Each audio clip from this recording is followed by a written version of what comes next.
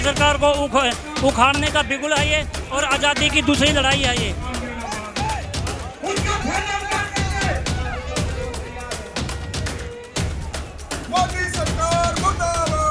भगत सिंह, चंद्रशेखर आजाद, महात्मा गांधी और सुभाष चंद्र बोस आज भी जिंदा है।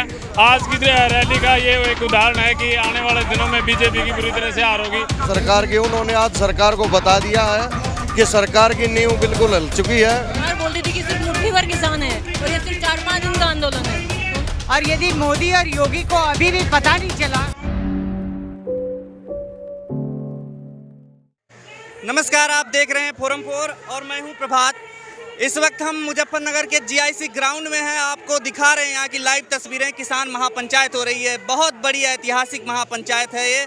किसानों की जनसभा यहाँ पे चल रही है और हम बात करने वाले हैं यहाँ से कि क्या होने वाला है इस महापंचायत में, कितना असर पड़ेगा उत्तर प्रदेश सरकार पे, उत्तर प्रदेश चुनाव को, और खासकर मोदी सरकार पर, क्योंकि मोदी सरकार तीनों कृषि कानूनों को अभी तक वापस लेने के लिए तैयार नहीं है।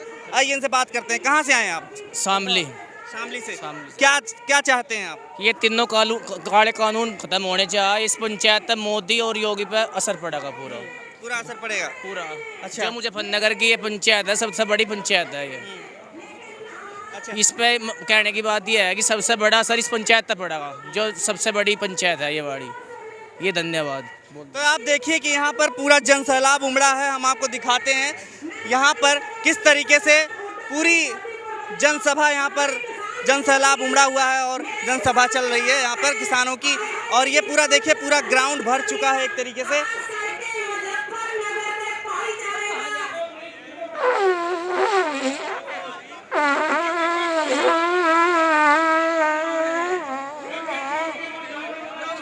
क्या कहना चाहते हैं आप? किस लिए?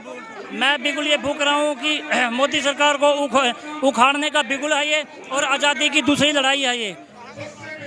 मैं सरकार को ये संदेश देना चाहती हूँ, ये गूंगी बहरी सरकार है और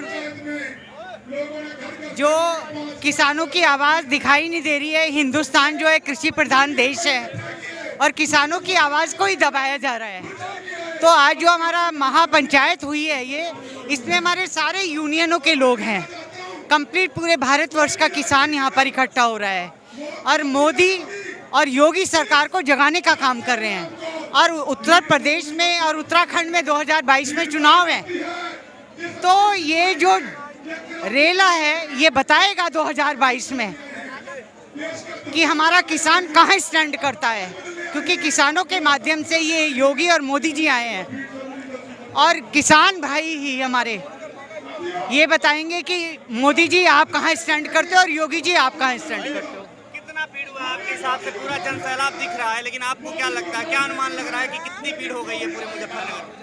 अरे करोड़ों की मात्रा में लोग हैं। आप भीड़ की बात कर रहे हैं। रेला है ये हिंदुस्तान का, पूरे भारतवर्ष का रेला है ये मुजफ्फरनगर के अंदर। हमारे हरियाणा का सारा किसान भाई, क्योंकि भारत जो है किसानों का ही देश है। पंजाब का सारा, उत्तराखंड का सारा, सारे स्टेट का सारा, पूरे भारतवर्ष के स्टेट का आदमी आया हुआ है। और यदि मोदी और योगी को अभी भी पता नहीं चला कि इनकी 3 काले कानूनों का वापस लेना है, तो चुनावों में बताएगी, वोट की चोट मारेंगे तब पता चलेगा। क्या लगता है कि जो यहाँ पर नेट जो है बंद कर दिया गया है, तमाम चीज़ें की जा रही हैं कि मतलब आवाज़ नहीं पहुँचे आपकी यहाँ से, क्या उसके बारे में क्या? डरे हुए हैं। जब ये डर जाते हैं ना, तो बड़े बड़े लीडर्स के मोबाइल हैंग कर देते हैं और नेट बंद कर देते हैं। तो ये इनकी हताशा का और इनकी विफलता का कारण है। ये हताश हो चुके हैं, विफल हो चुके हैं सरकार चलाने में, और किसान इनको जवाब देगा। सरकार देख ले, सरकार देख ले, जो गूंगी बहरी लंगड़ी जो हो गई थी उसको सुनाई नहीं दे रहा था। कभी छोटे किसान, कभी बड़े किसान, कभी खालिस्तानी माओवादी आंदोलन जी भी कभी मवाली कहती थी। आँख खोल के देख ले। देखिए, सरकार को संदेश तो दे ही दिया है हमने इस महापंचायत के द्वारा। सबको पता चल गया है कि जो सरकार बोलती थी कि सिर्फ मुट्ठी भर किसान है और ये सिर्फ 4-5 दिन का आंदोलन है, तो उन्हें पता चल गया है कि आज कितने किसान साथ में हैं और क्या परिवर्तन लाएंगे, उन्हें अपने आप ही पता चल गया होगा, शायद दिल्ली बैठे हुए। आज ही हम कहना चाहेंगे मैं तहसील बुढ़ाना जिला मुजफ्फरनगर से हूँ। पहले से सबसे पहले तो मैं इस जनता का धन्यवाद करना चाहता हूँ जो हमारी पावन धरती पर मुजफ्फरनगर में आए हुए हैं और काले कानून का विरोध करता हूँ। माननीय प्रधानमंत्री जी और मुख्यमंत्री जी से निवेदन है कि ये काले कानून ख़त्म करे और किसान और मजदूर की आवाज़ सुने। धन्यवाद। हम यहाँ आने के बाद हम यहाँ अपने संयुक्त मोर्चे के आह्वान पर यहाँ इस महापंचायत में इकट्ठे हुए हैं और हम यहाँ सरकार को सख्त चेतावनी देने यहाँ पहुँचे हैं। या तो सरकार सुधर जाए और इज्जत के साथ किसान को अपने घर भेजने का काम करे। अगर इज्जत के साथ सरकार किसान को घर नहीं भेजती तो हम सरकार को आने वाले चुनाव में सरकार की नीति और सरकार को इस मंच से साफ करने का काम करेंगे। या तो ये कानून वापसी होंगे या फिर गद्दी वापसी होगी। यहाँ पे जो नेट बंद कर रखा है तमाम चीज़ों को अब लोगों की बात पहुँच रही है मीडिया के माध्यम से, आपको लगता है? मीडिया के माध्यम से तो हमारे आंदोलन की कोई आवाज़ पहले भी नहीं दिखाई जा रही थी। जो आपकी तरह मीडिया, जो हमारी छोटे मीडिया बंधु थे, वो हमारी आवाज़ को बुलंद कर रहे थे।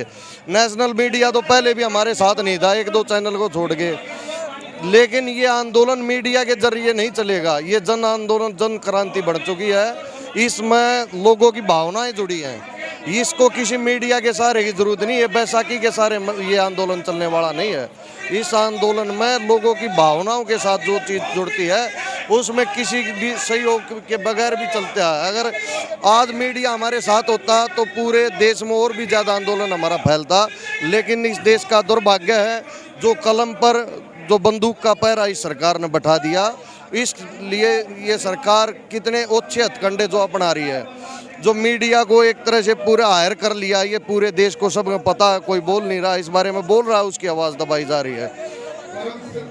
क्या सरकार के ऊपर असर पड़ेगा? सरकार के ऊपर जो असर पड़ेगा, आज सरकार की मीडिया की जो सेल होती है, सरकार की जो CID होती है, जो सरकार की, उन्होंने आज सरकार को बता दिया है कि सरकार की नींव बिल्कुल हिल चुकी है। आने वाले इलेक्शन में या तो इससे पहले किसान के तीनों काले कानून माफ हो जाएं, नहीं तो आने वाले इलेक्शन में ये सरकार यूपी के अंदर से साफ हो जाएगी। जैसे बंगाल के अंदर हुई वैसे ही उसी तर्ज पर ये यूपी के अंदर भी साफ हो जाएगी। 3 कानून रद्द, घर वापसी, जय जवान जय किसान। हरियाणा हिसार डिस्ट्रिक्ट गांव बावड़ा से आए हैं।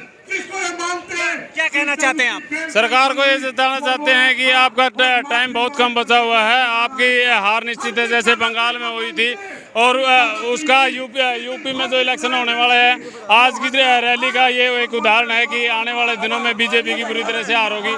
मेरा संदेश यही है कि किसी को भी अपना कीमती वोट दीजिए, बीजेपी सरकार को मत दीजिए, क्योंकि वो देश को बेचने का काम कर रही है। आपने कपड़े उतार रखे हैं, ये क्या किस लिए? ये चंद्रशेखर का गेटअप इसलिए है क्योंकि वो देश में समानता चाहता था, किसान को खुशहाल देखना चाहता था। आज का क्या किसान गुलाम हो चुका है और ये सरकार उसको अधीन करना चाहती है। जब क्या किसान ही गुलाम हो जाएगा तो फिर मजदूर आदमी, व्यापारी आदमी क्या करेगा? यहाँ चंद्रशेखर आजाद, राजगुरु सुखदेव, सरदार भगत सिंह ये एक मैसेज देना चाहते हैं कि देश को आज़ाद कराने के समय इन लोगों ने जो अपेक्षा की थी कि किसानों का सही उद्धार होगा, किसानों का समर्थन मूल्य सही मिलेगा और किसानों के ऊपर कोई अत्याचार नहीं होगा, उनकी फसलों का सही दाम मिलेगा, आज वो नहीं हो रहा है। ये सभी अपना एक प्रोटेस्ट दिखाना चाहते हैं और महापंचायत के माध्यम से देश की सरकार को ये मैसेज देना चाहते हैं कि किसानों का सही दाम, सही समर्थन मूल्य उनका दिया जाए, किसानों का जो हक है उनका दिया जाए। और हम सरकार से अपेक्षा की जाती है कि आज जो किसान जो भी अपनी समस्याएं रख रहे हैं उन समस्याओं को समाधान किया जाए और इनकी बातों को सुना जाए। जय हिंद, जय भारत। आप क्या कहेंगे, क्या लगता है आपको यह बात पहुंचेगी? क्योंकि यहाँ पे नेट भी नहीं चल रहा है। मैं ये बात कह रहा हूँ कि मोदी जी को पता है भगत सिंह, चंद्रशेखर आजाद, महात्मा गांधी और सुभाष चंद्र बोस आज भी जिंदा है और किसानों का जब तक ये काला कानून वापस नहीं लेगा तो उसका यहाँ पे वो नहीं होगा। जय जवान जय किसान। जो क्रांतिकारियों ने अपने जीवन का बलिदान दिया था वो साम्राज्यवाद खत्म हो, इसलिए दिया था। आज भी साम्राज्यवाद दोबारा कायम हो रहा है, इसलिए सभी किसान यहाँ पे इकट्ठा होकर अपने आवाज़ बुलंद करने आ रहे हैं। ये तो हमारे रूप में हम उनको पकड़ना चाहते हैं। यहाँ पे जितने भी पब्लिक में आए हुए हैं सभी चंद्रशेखर आज़ाद, भगत सिंह हैं। यहाँ पे कोई अपने कानूनों को लेके वो नहीं है, सभी अपने मजबूती से डटे हुए हैं, चाहे उनको जान ही देनी पड़ जाए। धन्यवाद। संयुक्त किसान मोर्चा जिंदाबाद, मोदी सरकार मुर्दाबाद। पिछले 7 साल से मोदी जी की कोई उपलब्धि नहीं है। मोदी जी ने पूरे देश के लोगों को धर्म और जात पात में बांट के और आराम से चैन की बंसी बजा रहे हैं। देश के लिए उनके पास कोई विजन नहीं है। जब मोदी जी ने देखा कि मेरी कोई उपलब्धि नहीं है और देश जो है एकजुट हो रहा है, तो तरह तरह की साजिशें रच रहे हैं। जो किसान आंदोलन पिछले 9 महीने से चल रहा है, इसको तोड़ने के लिए इसको खालिस्तानी बाहर से फंडिंग और पता नहीं क्या क्या जो है इल्ज़ाम लगाए जा रहे हैं। मैं मोदी सरकार को कहना चाहता हूँ, पूछना चाहता हूँ, हरियाणा पंजाब का बच्चा विदेश में गया हुआ है और वो बच्चे अपने माँ बाप भाई बहन के लिए जो यहाँ पे आंदोलन कर रहे हैं उनके लिए पैसा भेज रहे हैं, तो इसमें कौन सी फंडिंग है, कौन सा आतंकवाद है? इसमें मोदी सरकार को लग रहा है कि इसकी चूल्हे हिल चुकी है, इसलिए अनाप शनाप से लोगों को जो है भ्रमित करके भी, ताकि लोग एकजुट ना हो, उनको तितर बितर करने के लिए, आंदोलन को कुचलने के लिए तरह तरह की साजिशें रच रही है मोदी सरकार। पशुओं को खदेड़ने का काम है, इसी तरह हम इस सरकार के मंत्रियों और विधायकों को भी उत्तर प्रदेश और उत्तराखंड से खदेड़ने का काम करेंगे। साथियों, इन्हीं शब्दों के साथ आपका बहुत बहुत धन्यवाद। आप जोरदार उद्घोष करिए, इंकलाब, इंकलाब, किसान मजदूर एकता। धन्यवाद। खबरों में बने रहने के लिए फोरम 4 को सब्सक्राइब करें और नोटिफिकेशन पाने के लिए बेल आइकन दबाएं।